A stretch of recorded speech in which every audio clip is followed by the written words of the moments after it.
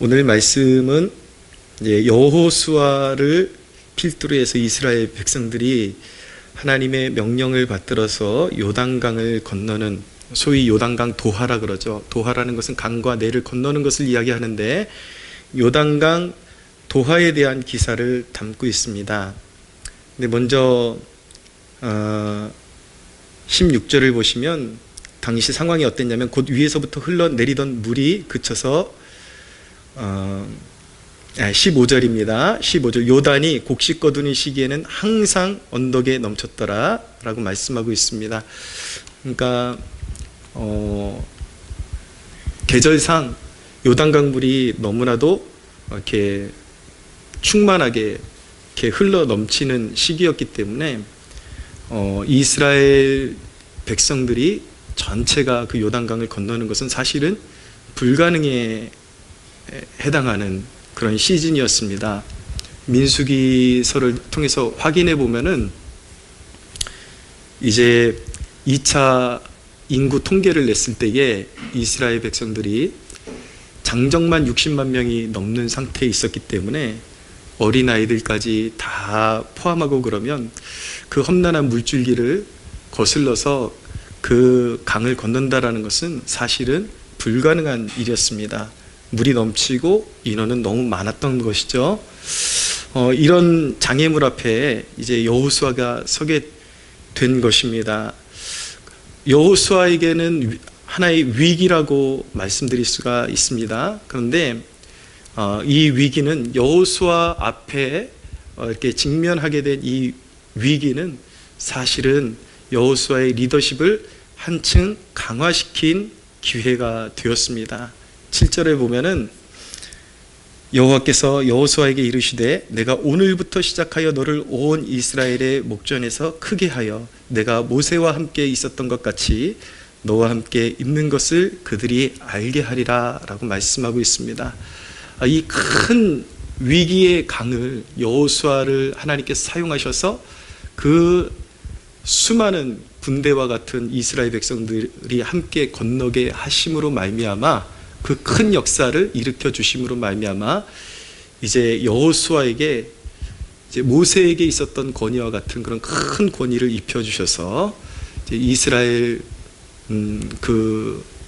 백성들에게 존중받고 존경받는 리더가 되게 하셔서 넉넉히 그 요단강을 건너서, 이제 요단강을 건너면 이제 담대히 가나안 정복을 이루어 가야 하는데, 그렇게 하나님께서 이 사건을 계기로 해서 오히려 여호수아를 높여주시고 리더십을 강화시켜 주셔서 요단강을 건너서 가나안을 넉넉하게 정복하게 해 주실 것이다 라는 약속을 주고 계신 것입니다.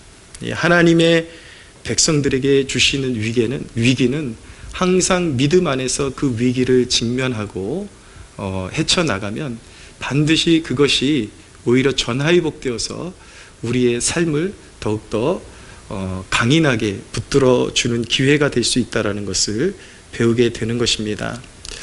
오늘 말씀을 통해서 요단강 도하의 모습이 어떻게 전개되었는지 조금 구체적으로 살펴보면, 먼저 1절을 보시죠. 또 여호수아가 아침에 일찍이 일어나서 그와 함께 그와 모든 이스라엘 자손들과 더불어 시딤에서 떠나 요단에 이르러 건너가기 전에 거기서 유숙하니라 라고 말씀하고 있습니다. 여기서 우리가 주의해서 봐야 되는 말씀이, 여호수아가 아침에 일찍이 일어나서 움직이기 시작했다라는 말씀입니다. 이 아침에 일찍이 일어났다라는 이 단어가 동일하게 여러 곳에 나타나는데, 여호수아 이 한 사람에 관한 기사에도 여러 번 다시 나타납니다. 여리고 성을 정복하기 위해서 돌 때에도 여호수아가 아침에 일찍이 일어나서 전열을 가다듬고 하나님의 사명을 수행했다라고 말씀하고 있고, 또 이후에 나타나는 아이성을 정복할 때에도 여호수아가 아침에 일찍이 일어나서 행동하기 시작했다라고 말씀하고 있는 것이죠. 성경을 보면은 하나님께서 새벽에 기도를 들으신다라고 그렇게 말씀하고 있고, 주로 하나님의 아침이라는 이 시간이 하나님이 역사하시고 하나님께서 하나님의 백성들을 붙드시고 역사하시는 시간으로 그렇게 기록이 되어 있는 반면에, 아까 제가 기도 제목 잠깐 나누면서 사사기 19장에 보면은 타락한 레위인에 관한 기사가 나오죠. 근데 이 레위인은 이 레위인의 행동을 잘 살펴보면은 자기의 첩을 찾으러 갔다가 5일이나 거기서 머물면서 해가 저물도록 머물고 계속 자기의 장인어른의 그런 권유에 못 이겨서 계속 먹고 마시고 그렇게 계속 어떤 일을 지체한다라는 것을 알 수가 있습니다. 그래서 5일째 되는 날에 또 일찍이 떠나지를 못하고 길을 하나님께 맡기고 떠나지를 못하고 또 장인의 그런 어떤 권유에 의해서 저물 때까지 먹고 마시다가 저물고 나서 이제 여행을 떠나게 되었는데, 이제 저물 때 해가 지고 나서 불미스러운 그런 일들이 그의 삶 가운데 이제 생기게 되죠. 그래서 첩이 베냐민 땅에 들어가서 성적으로 욕보이게 되고 죽임을 당하게 되는 그런 사건을 맞이하게 되는 것입니다. 딱히 시간대에 어떤 그런 의미가 있다기보다도 성경이 어떤 영적인 메시지를 전하고 싶어 하는 것이죠. 하나님의 백성들, 하나님의 명령을 받을 때 지체함 없이 가장 중요한 시간대를 점령하고 나가야 된다는 것을 말씀하고 있는 것이고, 늘 해가 저물도록 자신의 삶을 그렇게 방치하고 하나님의 말씀과 명령을 받드는 것을 자꾸 지지부진 미는 습관이 들 때에 그 인생은 결국 죄 가운데 멸망하는 그런 길로 걸어갈 수밖에 없다라는 것을 성경이 말씀하고 있는 것입니다.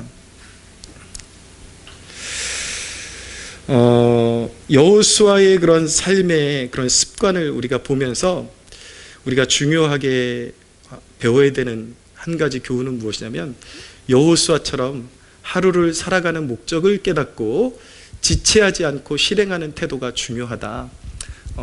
사실은 아침에 몇 시에 일어나느냐, 그 시간이 정확하게 몇 시대가 좋으냐, 이것을 말하는 것이 아니라, 여호수아가 아침에 일어났다라는 것은 분명하게 자기의 삶의 목적과 사명의식을 가지고 아침부터 일어나서 자기의 삶을 지지부진 살아간 것이 아니라 하나님께서 그에게 맡겨주신 그런 사명에 집중하는 삶을 살았다라는 것을 보여주고 있는 것입니다. 우리에게도 이런 여호수아에게서 좋은 삶의 태도를 배울 필요가 있습니다. 하루의 삶 가운데 기상하고 나서 그냥 하루를 지내게 되면 결국 해가 저물게 되는 것입니다. 무엇을 위해서 살아야 되는지도 모르고 자기의 삶 가운데 유혹이 닥쳐옴에도 알지 못하고 세상에 휩쓸리는 삶을 살아가게 되는 것이죠. 그런데 하루를 시작함에 있어서 가장 중요한 일이 무엇이냐면, 오늘 하나님께서 오늘이라는 선물을 주셨는데 오늘 가장 중요한 일이 무엇인지를 먼저 점검하고 하나님께서 맡겨주신 사명을 나의 삶 가운데 중심에 두는 것이 가장 중요하다는 것을 우리가 배울 필요가 있는 것입니다.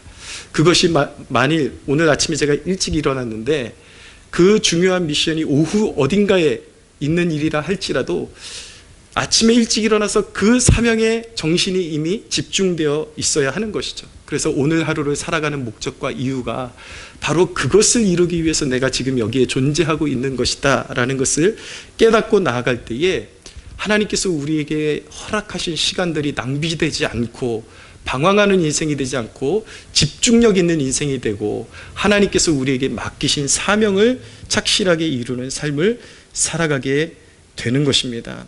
그래서 우리가 살아갈 때에 한 가지 배울 수 있는 지혜는 무엇이냐면, 그 하루의 일정 가운데 아침에 일어나서 오늘 가장 중요한 일정이 뭐지?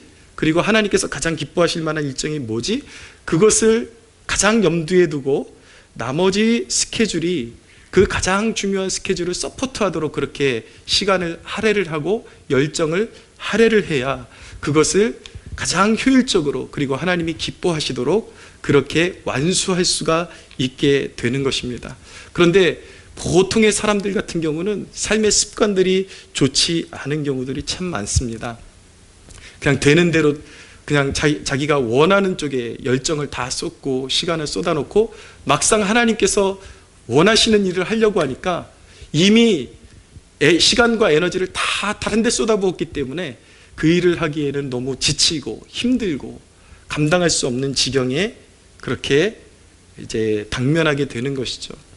약간 우스갯소리 같지만 우리 뭐 맛있는 음식 먹을 때, 뷔페 먹을 때 그런 얘기 하지 않나요? 나 오늘 이 시간을 위해서 속 완전히 비웠어. 그런데 어떤 면에서는 우리가 그런 영적으로도 그런 태도가 필요합니다. 이미 다른 걸 다 먹고 뷔페집에 오면은 먹을 수가 없는 거예요. 음식을 즐길 수가 없는 것처럼 속을 비워두고 맛있는 것을 먹기 위해서 애쓰는 것처럼, 그렇게 자기의 그런 공간을 할애를 하는 것처럼 시간을 그렇게 할애할 필요가 있다라는 것입니다. 그래서 가장 중요한 일에 나의 에너지와 시간과 열정이 거기에 쏟아 부어질 수 있도록, 나머지 스케줄들이 거기에 서포트할 수 있도록 그렇게 하루를 점검하고 시작하고 하루하루 하나님께서 맡겨주시고 기뻐하시는 사명을 이루어갈 때에 그것이 바로 영원을 준비하는 삶이고, 이 세상에서 소모되고 소진되어지고 빼앗기는 삶이 아니라 영원 속에서 우리의 상급이 쌓여가는 삶을 살아가게 되는 그런 기쁨을 누리고 그런 지혜로운 삶을 우리가 누릴 수 있다는 사실을 꼭 기억하시기를 바랍니다. 그래서요, 특별히 리더는 남들보다 조금 더 일찍 일어나는 습관이 필요합니다. 그냥 일어나자마자 하루를 시작하고 본론에 들어가게 되면 사실은 내가 지금 왜 여기 이 하루를 살아야 되고 무엇을 위해서 살아야 되는지 점검할 수 있는 여력이 없게 되는 것이죠. 그래서 육신이 원하는 대로 또 막 엉뚱한 거 가서 다 퍼먹고 시간 소진하고 그러고 나서 막상 하나님께 시간을 드리려니까 이제 다 소진되고 지쳐가지고 드릴 게 없게 되는 그런 이제 에서와 같은, 세상에서는 되게 분주해요. 이런 사람은 열심히 살고 능력도 있는 것 같은데 하나님의 일은 늘 뒷전이고 밀릴 수밖에 없는, 그리고 사명을 이룰 수 없는 에서와 같은 삶을 살 수밖에 없는 것이죠. 그러나 영적인 리더는 일찍 일어나야 하는 것입니다. 남들보다 조금 일찍 일어나서 기도하고 묵상하고 그리고 하나님의 뜻 가운데 삶의 우선순위를 정하는 습관이 우리의 삶 가운데 꼭 필요하다. 그런 습관을 들일 때 그것이, 그런 습관들이 쌓이고 쌓여서 우리 인생의 성패를 가르게 될 것이라는 것을 기억하는 지혜로운 하나님의 백성들이 되시기를 예수님의 이름으로 축복합니다. 여호수아는 이어서 백성에게 두 가지를 지시했습니다. 이제 요단강 도하를 위해서 두 가지를 지시했는데, 첫째는 무엇이냐면 하나님의 언약궤를 따라가라 라고 이렇게 백성에게 지시를 합니다. 3절을 먼저 보십시오. 백성에게 명령하여 이르되 너희는 레위 사람 제사장들이 너희 하나님 여호와의 언약궤 매는 것을 보거든 너희가 있는 곳을 떠나 그 뒤를 따르라 라고 말씀하고 있습니다. 그리고 6절에 보면은 제사장들에게 언약궤를 제사장들이 메고 너희가 백성보다 앞서가라 이렇게 명령하고 있습니다. 이 메시지를 함축하면 백성들로 하여금 언약궤를 따라가라 라는 명령을 주고 있는 것입니다. 하나님의 언약궤의 상징은 무엇입니까? 그 안에는 하나님의 말씀이 들어있죠. 하나님의 계명이 들어있죠. 십계명이 들어있죠. 하나님의 말씀을 따라가라는 뜻이고, 언약궤는 또한 하나님의 임재의 상징입니다. 철저히 하나님의 임재를 따라서 하나님이 가라 하시면 가고 멈추라면 멈추는 그러한 삶을 살아가라는 도전을 우리에게 주고 계신 것입니다. 그래서 하나님의 백성들에게 주어진 의무는 그들이 요단강을 창이라는 그 요단을 건널 수 있는 그 방법은 무엇이냐면 바로 하나님의 언약궤를 따라가는 것이었습니다. 말씀을 따라가고 하나님의 인도하심을 따라가는 것을 요구하고 있는 것입니다. 그렇게 할 수 있다면, 하나님의 말씀을 따라가고 하나님의 임재를 따라갈 수 있다면 아무리 창이란 요단강이라 할지라도 그 임재 가운데 멈춰서는 놀라운 역사가 일어나게 될 것입니다. 할렐루야. 요단강물처럼 흉흉한 장애물이 가로막고 있는 인생, 이런 인생 앞에서 하나님의 백성들이 할 일은 두려워할 것이 아니라 하나님의 말씀과 인도를 따라가는 것입니다. 세상에 죽으라는 법은 없습니다. 왜 하나님 믿는 것이 좋습니까? 저는 늘 강조하지만 이 성경의 말씀이 우리의 삶의 소소한 부분까지도 적용되는 말씀이고, 그리고 하나님께서 우리의 가까이서 우리가 생각하는 것보다 가까이서 우리를 이끌고 계시다라는 것을 간증하는 것을 너무나도 기뻐하고 즐거워합니다. 여러분, 먼저 알아야 되는 것은 어떤 감동이 있든지 없든지 성경 말씀 그 자체로 성령께서 기록하게 하신 성경의 저자는 성령님이시요 하나님이시요, 이 자체는 하나님의 말씀이라는 것을 우리는 믿습니다. 할렐루야. 그렇기 때문에 어떤 감동이 있든지 없든지 이 말씀을 읽으면서 하나님의 성품과 뜻과 계획을 우리는 배워나가면서 이 말씀에 순종할 수 있어야 되는 것입니다. 그런데 오늘 드리고 싶은 말씀은 그 말씀의 능력과 아울러서 하나님께서 우리 개인에게 더 친밀하게, 더 우리의 삶에 디테일하게 지도해 주시는 레마의 말씀이 있다는 것도 여러분들이 꼭 기억하시기를 바랍니다. 제가 결혼을 준비할 때에 참 가진 것이 아무것도 없었습니다. 결혼을 이제 해야 되는데 방 하나라도 얻을 형편이 당시에 되지를 않으니까 유일한 저희의 소망은 하나님의 사명도 감당하면서 제 집 문제까지 신혼집까지 해결해 줄 수 있는 그런 것이 필요했습니다. 그 유일한 것이 무엇이냐면 사택을 제공해 주는 사역지로 가는 것이었습니다. 근데 이런 얘기를 하면은 이제 배경을 잘 모르신 분들은 그게 어려운 일인가 싶을 수도 있지만, 여러분, 신학교를 졸업하고 목회지를 구하는 것도 세상에서 직업 구하는 것만큼이나 너무 힘듭니다. 1년씩 그 사역지를 못 구할 때도 있고요. 생각보다 경쟁률도 너무 세고, 그 사역지를 제때 못 만나면 1년, 2년 방황해야 될 때도 있고, 내가 과연 정말 이 사명의 길에 대해서 굉장히 회의감까지 느껴질 때도 있고, 그런데 하나님께서 부르신 주의 종들마다 그런 시즌들을 다 주시거든요. 저도 경험했습니다. 근데 이제 결혼을 준비하고는 제가 굉장히 절박했는데 하나님 앞에 그런 간구와 기도의 제목을 놓고 항상 기도하면서 이제 저녁마다 아침에도 성경을 읽고 저녁에 자기 전에도 성경을 읽는데, 그날따라 시편 20편, 21편 이 대목을 읽는데, 그 중에 한두 대목이 갑자기 읽는데 갑자기 제 눈앞으로 불쑥 튀어나오는 것 같아요. 그러면서 하나님께서 그 말씀을 통해서 내 마음의 소원을 이루어 주시기를 원하노라 라는 말씀을 읽는데, 그 말씀을 제가 그냥 이거 너무 좋아 이러고 읽는 거 절대 아니거든요. 절대 아니고 그냥 평범하게 읽고 있었는데, 그 말씀이 갑자기 저에게 불쑥 튀어나온 것 같으면서 제 마음을 강타하고, 순간 깨달아지는 것이 무엇이냐면, 하나님께서 그렇게 말씀을 우리에게 부어주실 때에 그 말씀을 이렇게 하나님께서 마음속으로 집어넣어 주시면서, 이게 지금 내가 당면하고 있는 이 상황에 하나님께서 주시는 말씀이구나 라는 것이 해석이 되어지기 시작합니다. 그때 그래서 말씀을 읽을 때 하나님께서 제가 당면한 문제에 대해서 이미 응답하셨다라는 것을 제가 깨달을 수가 있었습니다. 근데 정말 하나님께서 기적적으로 이렇게 사역지 문제를 해결해 주셔서 제가 신혼여행 갔다 오는 도착한 김포공항인가 인천공항인지 기억이 안 나는데, 공항에 도착하는 그날 양복을 갈아입고 제가 임지로 그 발령이 난 교회로 첫 출근을 하는 그런 또 축복을 제가 경험할 수 있었습니다. 할렐루야. 그러면서 이제 사택 문제 다 해결되고, 처음에 그렇게 이제 신혼집을 제가 이제 꾸리고 그렇게 결혼 생활을 시작할 수 있는 은혜를 하나님께서 그렇게 주셨는데,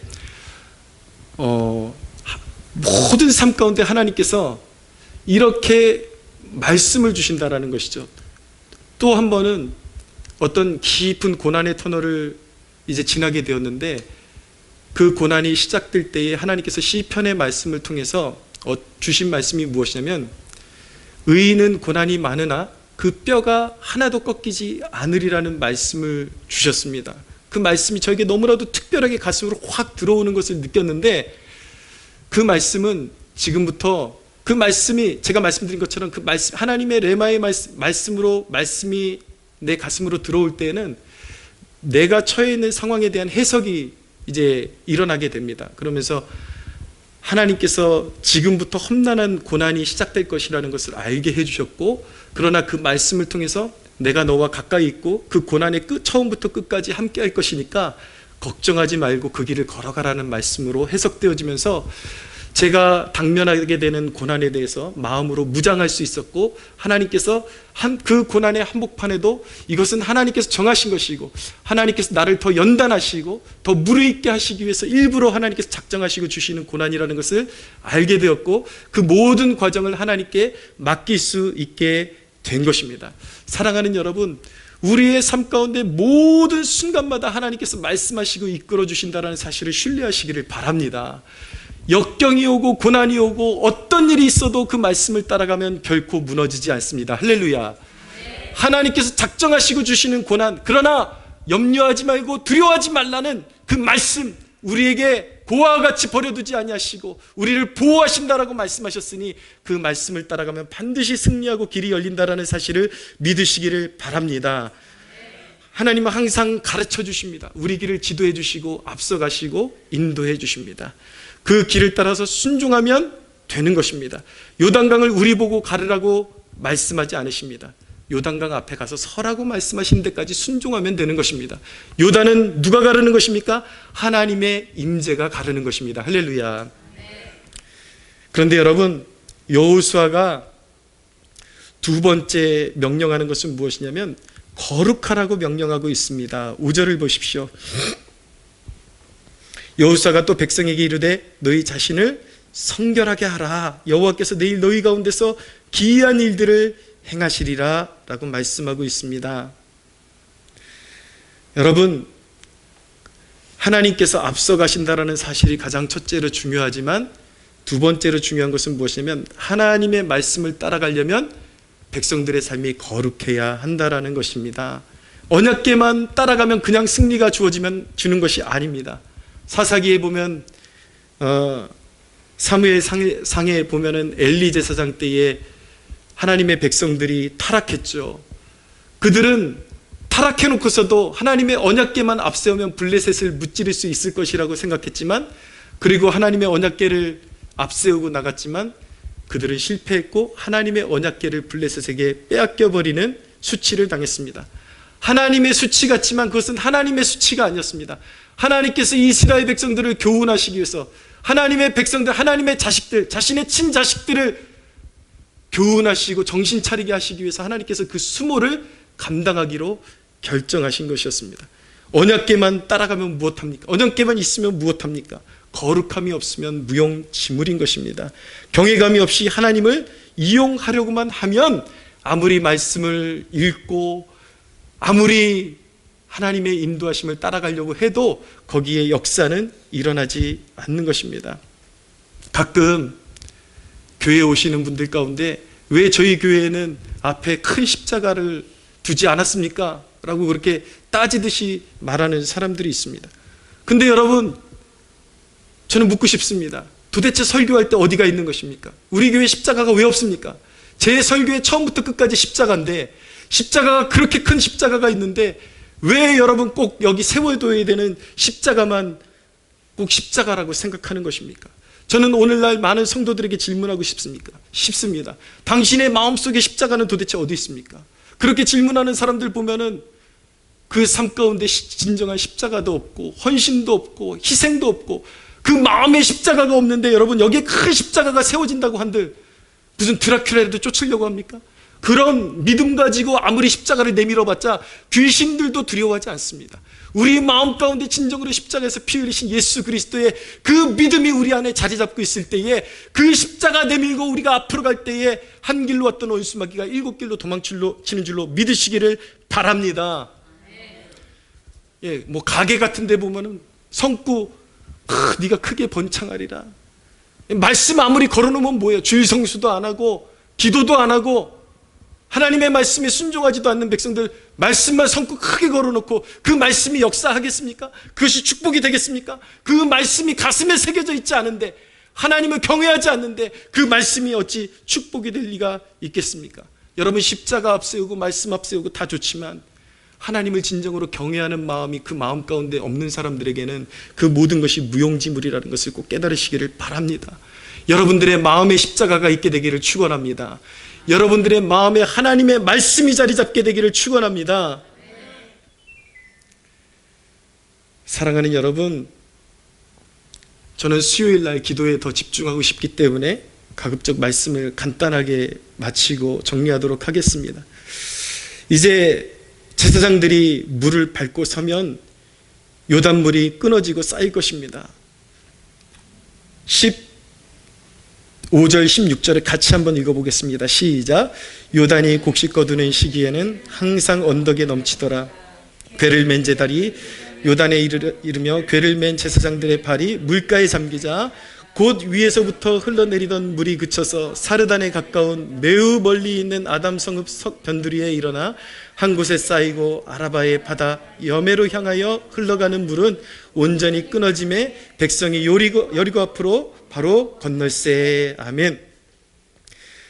여러분, 제사장들이 하나님의 언약궤를 메고 요단강에, 창이라는 요단강에 발을 디뎠을 때 그 요단강이 위에서부터 흐르다가 상류 쪽에서 완전히 끊어지고 땅이 마른 땅이 되는 역사가 일어나게 되었습니다. 얼마나 장엄한 장면이었겠습니까? 얼마나 놀라운 장면이었겠습니까? 창이라고 마치 발을 디디면 삼킬 것 같은 요단강이 믿음을 가지고 발을 디디니까, 하나님과 함께 발을 디디니까 그 물이 끊어져서 건널 수 있는 강이 된 것입니다. 흔히들 우리가 맞이하는 죽음을 요단강을 건넌다라고 그렇게 말을 합니다. 영적인 가나안으로 건너가는 것이죠. 하지만 여러분, 기억하십시오. 우리 모두 언젠가 죽음에 직면하게 될 것입니다. 그러나 영적인 원리는 그렇습니다. 죽음 그 자체는 너무나도 흉흉해 보입니다. 창이라는 요단강처럼 엄두가 나지를 않습니다. 건너갈 엄두가 나지 않습니다. 그러나 우리 믿음의 성도들은 주 예수를 믿는 믿음으로 눈을 감을 때 그 고통은 찰나요. 그 고통이 그 고통의 순간은 잠깐이요. 그 잠깐 이후에 펼쳐지는 세상은 하나님께서 예비하신 영원한 본향이 펼쳐진다라는 사실을 믿으시기를 바랍니다. 고린도후서 4장 17절에서 18절은 말씀합니다. 우리가 잠시 받는 환난에 경한 것이 지극히 크고 영원한 영광에 중한 것을 우리에게 이루게 함이니 우리가 주목하는 것은 보이는 것이 아니요 보이지 않는 것이니 보이는 것은 잠깐이요 보이지 않는 것은 영원함이라 라고 말씀하고 있습니다. 우리가 이 세상에서 경험하는 고난이 너무 긴 것 같지만 사실은 우리가 앞으로 맞이하게 될 영원에 비하면 너무나도 짧은 기간이라는 것을 꼭 기억하시기를 바랍니다. 사랑하는 여러분, 영적 세계는 믿음으로 들어서면 열리는 것입니다. 할렐루야. 저는 복음서를 읽을 때마다 늘 질문이 있었습니다. 예수 그리스도의 십자가가 기독교의 중심이요 가장 중요한 지점인데도 불구하고 마태, 마가, 누가, 요한을 읽다 보면 저는 자꾸 고개를 갸우뚱했던 게 무엇이냐면 예수님이 십자가를 지시는 대목이 성경 전체 분량에 비해서 너무 조금이에요. 이상하다. 이 부분이 제일 커야 될 것 같은데 왜 요만큼밖에 기록을 안 했을까? 그렇지만 예수님께서 그 험한 고통을 당하시고 십자가에 비참하게 달려 죽으신 것은 분명하지만 왜 그 죽음의 기록은 조금밖에 되지 않는가? 예수님의 죽음과 고통은 잠깐이요 그분이 이루신 영원은 만대에 이르고 영원하기 때문인 것입니다. 할렐루야. 사랑하는 여러분, 만약에 요단이 발목에 찼다면 하나님이 하시는 일을 알지 못했을 것입니다. 그런데 하나님은 이 요단강을 건너는 이 사건을 통해서 여호수아가 사명을 감당하게 하시고 동시에 그 한 가지 사건을 통해서 하나님 여러 가지 일을 이루시는데 여호수아의 권위를 세우시고 그리고 앞으로 승리에 대한 확증까지 이 한 가지 사건을 통해서 겸하여 주신 것입니다. 사랑하는 여러분, 우리가 우리 앞에 당면하는 위기를 두려워하지 마십시오. 위기 앞에 우리는 주의 길을 보이사 내 삶을 향하신, 우리 공동체를 향하신 하나님의 뜻을 이루어 주소서 그렇게 간구할 수 있어야겠습니다. 할렐루야. 사랑하는 여러분, 이렇게 기도할 때 하나님께서 반드시 이 요단강 우리에게 건널 수 있는 힘을 주시고 요단강 앞까지 우리가 순종하면 하나님의 임재 가운데 창이라는 요단이 갈라지는 역사를 우리의 삶 가운데 보여주실 것을 믿고 순종하며 따라가는 저와 여러분들 되기를 예수님의 이름으로 축복합니다. 우리 하나님께 영광의 박수 올려드리겠습니다.